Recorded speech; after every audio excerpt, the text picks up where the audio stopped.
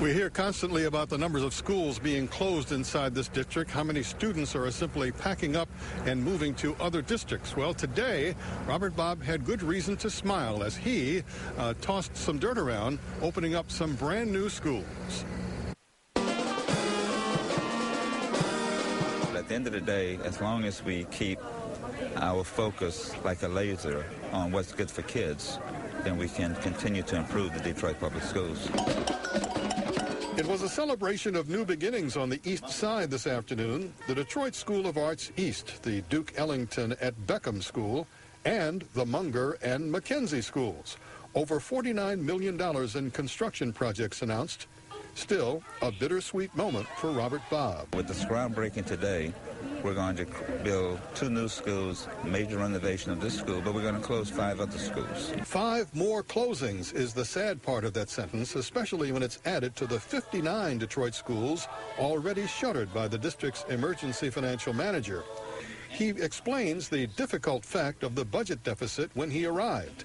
Said to be $49 million, which was actually $300 million upon further examination of the books. The deficit is even higher now, $343 million, says Bobb, so more schools will have to be closed. We are cutting the school district, literally to the bones. And we've taken these cuts as far away from the classrooms as we could. But now the cuts are beginning to impact the classroom because of class sizes. Now, here tonight at the Southeastern High School of Technology, there is, in fact, a school board meeting. And, of course, there have been some demonstrations here. But today, Robert Bobb did, in fact, have that reason to celebrate the renovation of 1, the opening of 2, that is the groundbreaking for them. And so going forward, he says there is still so much more to do. Reporting live from the east side, Bill Proctor, Channel 7 Action News. Yeah, with all that good news, Bill, people still upset. So who is upset and why are they upset? Well, that's a pretty good indicator right on the outside of the school here in tonight's meeting, as there was, in fact, a demonstration, at least a couple of dozen people walking with signs asking that Robert Bobb be fired. Now, the fact of the matter is a lot of people here in Detroit are not used to a single person inside of the school system having so much power to do so many things, and, in fact, not having to answer to a school board, only essentially to the governor's office and those up in Lansing.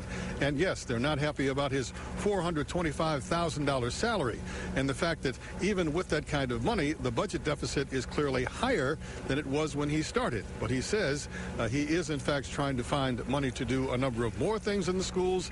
Yes, there will be more closings, and yes, more things that will make some of the parents unhappy because of the consolidations, moving their kids to other schools where they aren't necessarily used to going. But the real bottom line is, he says that every single bit of it is necessary. Still hard to argue with success. Bill, thank you for the live report tonight.